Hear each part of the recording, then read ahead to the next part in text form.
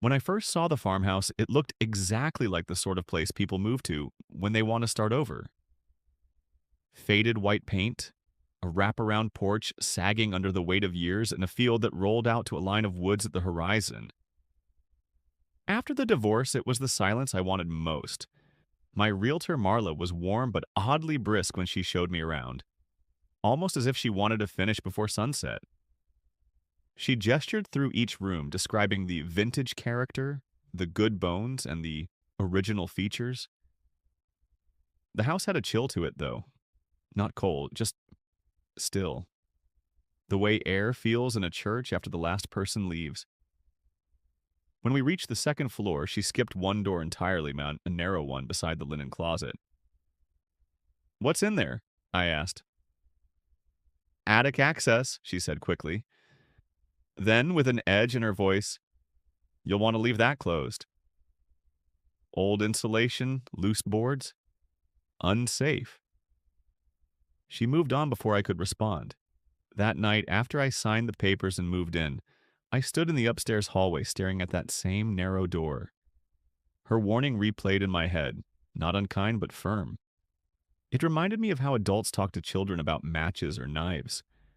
The first few nights were calm. I spent my time unpacking boxes, walking the fields, trying to grow comfortable with the creaks and sighs of the old wood. But on the fourth night, I woke up at 2:17 a.m. to a sound I couldn't place.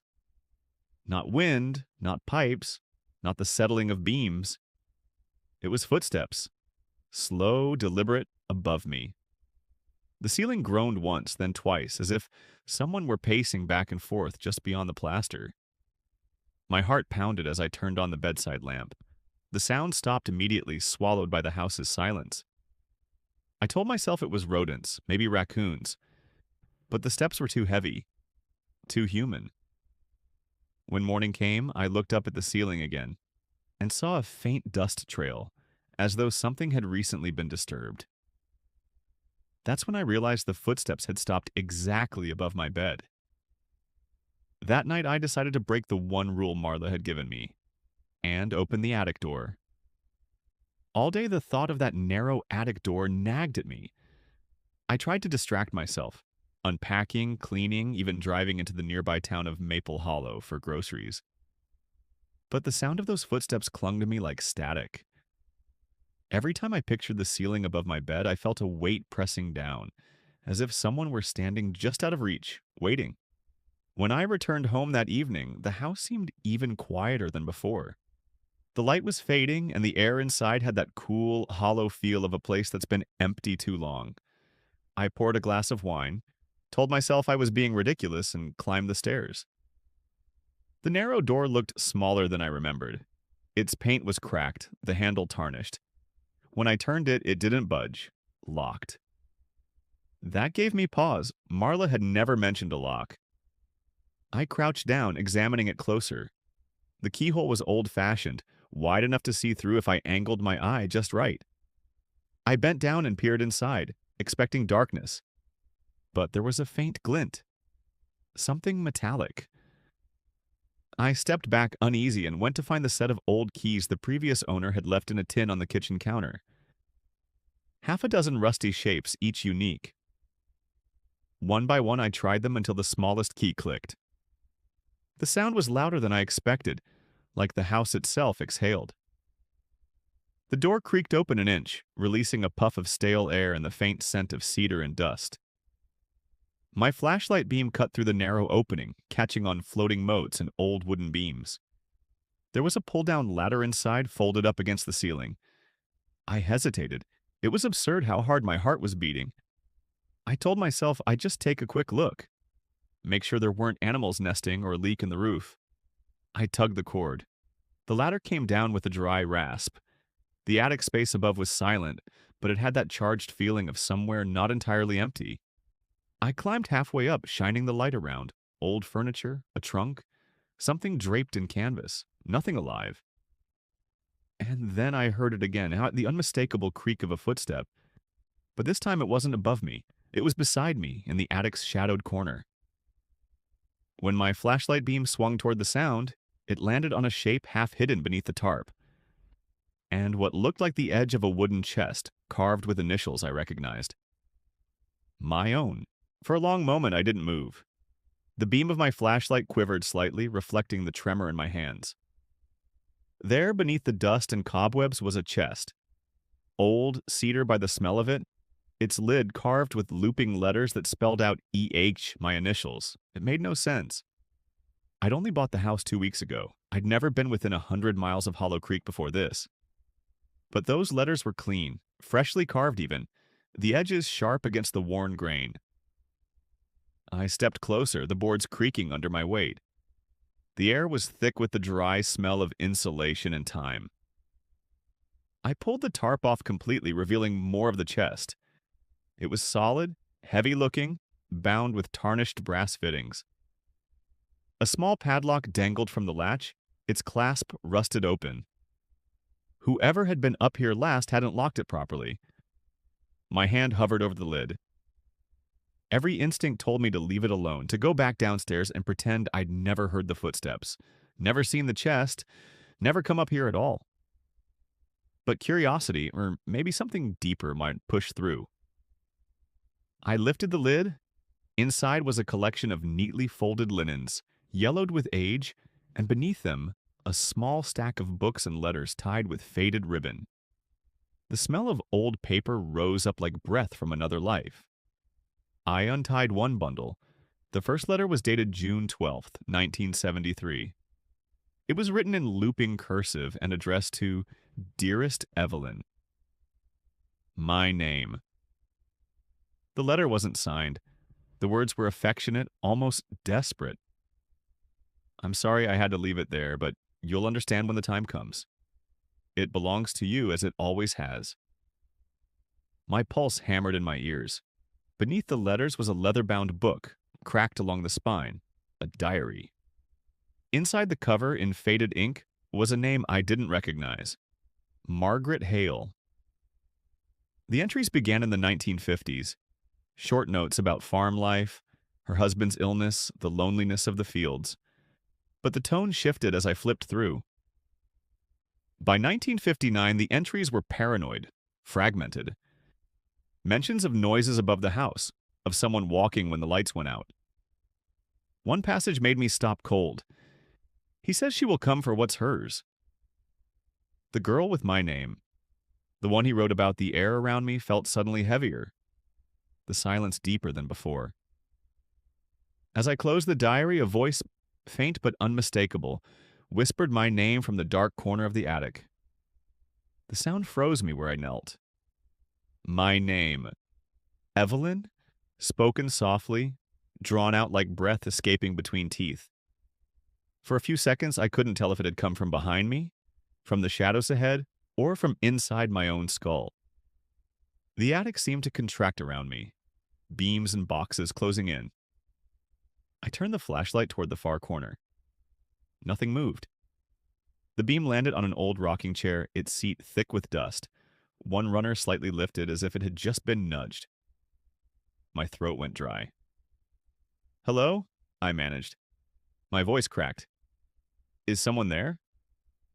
No answer. Only the slow tick of the house settling. I told myself it was the wind, maybe my imagination, the way silence sometimes shapes itself into familiar sounds. Still, I couldn't shake the sense of presence, as though the air itself were aware of me. I forced my shaking hands to gather the diary and letters, placing them back in the chest as neatly as I could manage, but before closing the lid, something caught my eye. A photograph wedged against the side panel. It was black and white, the edges curled with age. A woman stood in front of the farmhouse, smiling slightly, and the same porch railings, same windows. But it was her face that stopped me. She looked almost exactly like me. The resemblance was uncanny, and same sharp jawline, same eyes. On the back, written in blue ink, Evelyn, summer of 1957. I dropped the photograph. My heart raced so hard it made my vision swim. Margaret Hale's diary, the letters to an Evelyn, and now this photograph of a woman who could have been my twin.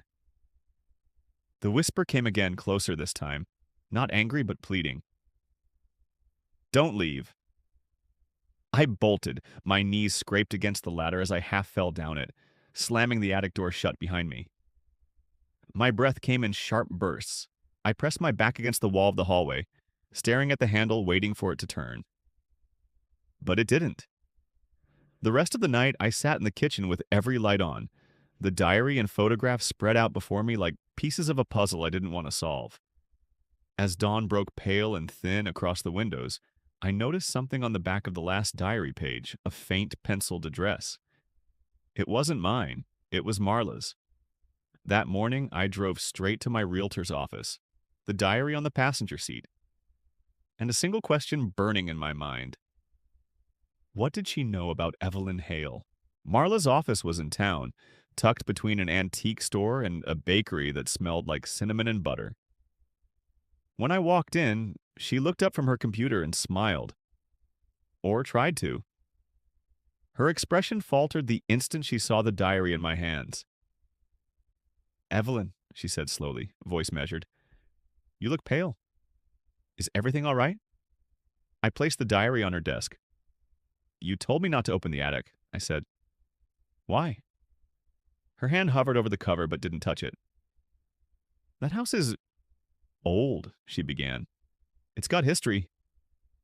Every farmhouse around here does. Best not to dig too deep into what doesn't concern you." "But it does concern me," I said, my voice trembling with anger I hadn't realized was there. "This diary, Margaret Hale's, it mentions an Evelyn. There's a photograph of her. She looks exactly like me, and someone's been walking around up there at night."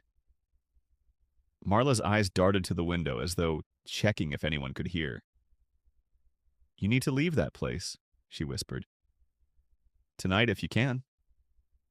I waited. She sighed, the kind of sound people make when they've carried something too long. "Margaret Hale lived there until the early 60s, she said. She and her husband couldn't have children. Then one day she showed up in town with a baby girl. Said she'd found her swaddled on the porch after a storm. Named her Evelyn. People thought it was sweet, a miracle. But then Margaret started saying the baby wasn't hers. That someone had left her there for a reason." She paused. "A year later, Margaret disappeared. No one ever found her. The girl, Evelyn, grew up, married a man from the next county. But she died in that same house 20 years ago. Heart failure, they said." My mouth had gone dry. "You mean—" Marla nodded. "Her name was Evelyn Hartwell." "Same as yours."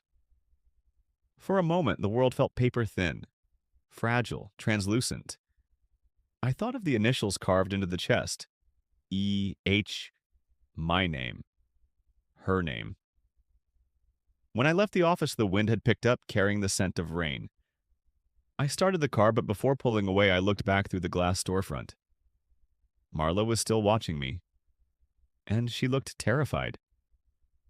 That night, as the storm rolled in, I returned to the farmhouse to pack my things. But someone had already turned on the light in the attic. By the time I turned down Hollow Creek Road again, the storm had settled into a steady roar. Rain lashed the windshield. Wind rattled the trees so violently they bent like dark figures bowing toward the earth. Headlights flashed across the farmhouse's front windows, and my stomach twisted. The uppermost one, the attic window, glowed faintly yellow. Someone was up there. I killed the engine and sat in silence, the rain drumming on the roof like 1,000 tapping fingers. Every instinct told me to turn around, to drive until I saw city lights again. But something else, yet that same pull that had made me lift the attic door, kept me rooted. If I left now, I'd never know. The front door was unlocked. I hadn't left it that way. The moment I stepped inside, the smell of damp wood and dust hit me. The house creaked around me like it was alive, reacting to my presence. I flicked on the hallway light. It buzzed, dimmed, then steadied. The faint sound of movement drifted down from above. Not footsteps this time. More like drawers opening, paper shifting. I grabbed the flashlight and started up the stairs, heart hammering with each step. Halfway up, I called out, "Marla, is that you?" Only the rain answered. At the top of the stairs, the narrow attic door stood open. Pale light spilled through the crack. My breath caught as I noticed something that hadn't been there before. Muddy footprints, faint but distinct, leading from my bedroom to the attic. The air grew colder with each step I took. When I reached the opening, I saw the ladder was already down. The light came from a small desk lamp, glowing weakly amid the clutter. I climbed up slowly, the floorboards groaning under my weight. The attic looked different now, less like a storage space and more like a room hastily abandoned. The chest was open, papers scattered across the floor. The diary lay face down, its pages fluttering in the breeze from the cracked window. And then, in the reflection of the window pane, I saw movement behind me. A figure standing just beyond the beam of my flashlight. A woman. Her dress was simple, dated, her hair long and dark. She looked like the woman from the photograph and like me, but when I turned around, she wasn't there. Only the rocking chair gently moving on its own. The chair stopped mid-sway, and from beneath it, something small and metallic slid across the floor toward me. A locket engraved with the initials E.H. The locket stopped at my feet, spinning once before settling. My name, E.H., glinted in the dim light, the engraving worn but unmistakable. I hesitated before picking it up, half expecting it to be cold, but it was warm, almost feverish, as if it had been held moments before. My hands trembled as I pried it open. Inside, two miniature photographs stared back at me. On the left, the woman from the earlier picture, the other Evelyn. And on the right, a man with a tired smile wearing suspenders and a thin collared shirt. Beneath his photo was a name scratched faintly into the brass. Daniel Hale, Margaret's husband. My pulse quickened. The diary mentioned him only sparingly. Always distant, sick, confined to bed. But one entry near the back had stuck with me. Daniel says it's in the blood. Says it won't let her leave. But the girl isn't ours. Not yet. The attic felt like it was holding its breath.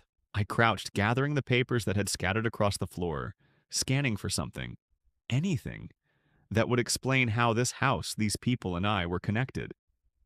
That's when I found the birth certificate. It was fragile, the edges flaking, but the handwriting was legible. Name: Evelyn Margaret Hale. Date of birth: September 3rd, 1957. Mother: Margaret Hale. Father: Daniel Hale. Then scribbled faintly in pencil, barely visible beneath the typed ink. Adopted, 1987, reissued. My breath caught. 1987, the year I was born. The wind outside howled, and the lamp flickered violently, casting the attic into pulsing light and shadow. The rocking chair tipped once, then stilled. I whispered into the dark, "What do you want from me?" A voice answered, faint, layered, as if two women spoke at once. To finish what was started. The locket in my hand snapped shut on its own. I stumbled back, my shoulder striking the support beam. The light blinked out completely. In the dark, I could hear movement, footsteps circling me slowly, too measured to be my imagination. When I scrambled toward the ladder, a flash of lightning illuminated the attic for a single searing instant. And in that brief light, I saw her clearly. The woman. My face, but older, sadder. Standing between me and the only way down. As thunder crashed, she raised her hand, and in it, she held a photograph I had never seen before. Me, standing in the attic, taken from behind. For a heartbeat, the world split in two, thunder cracking through the roof while the photograph trembled in her hand. My reflection, the other Evelyn, stood motionless, her eyes fixed on mine, sorrow pooling behind them like dark water. She looked less like a ghost and more like someone who'd been waiting too long for an answer. I wanted to speak, but my voice refused me. My heart drummed so hard I thought it would shake the floorboards apart. Slowly, she extended the photograph. My flashlight flickered back to life. dim but steady enough to reveal what was in the picture. It was me. Same flannel shirt, same flashlight, but behind my figure in the corner of the attic, another shape loomed. A man's silhouette, Daniel Hale. The photograph fluttered from my shaking hands as the air grew thick with a low hum, like distant machinery or the earth vibrating beneath its own weight. The diary pages on the floor rippled. Then the rocking chair creaked once, twice, before a man's whisper joined the storm. Blood doesn't end. It returns. The attic light flashed once more, and suddenly the other Evelyn was standing inches from me. I could see the veins beneath her translucent skin, the grief in her eyes. Her hand touched my cheek, cold, electric, and the air around us rippled, the attic warping like heat haze. Images flooded through my mind. Margaret kneeling by a crib, Daniel watching from the doorway, thunder outside, the crying of a baby, the first Evelyn being handed to another woman, and then Margaret burying something beneath the floorboards of the attic, whispering, "So she'll always come home."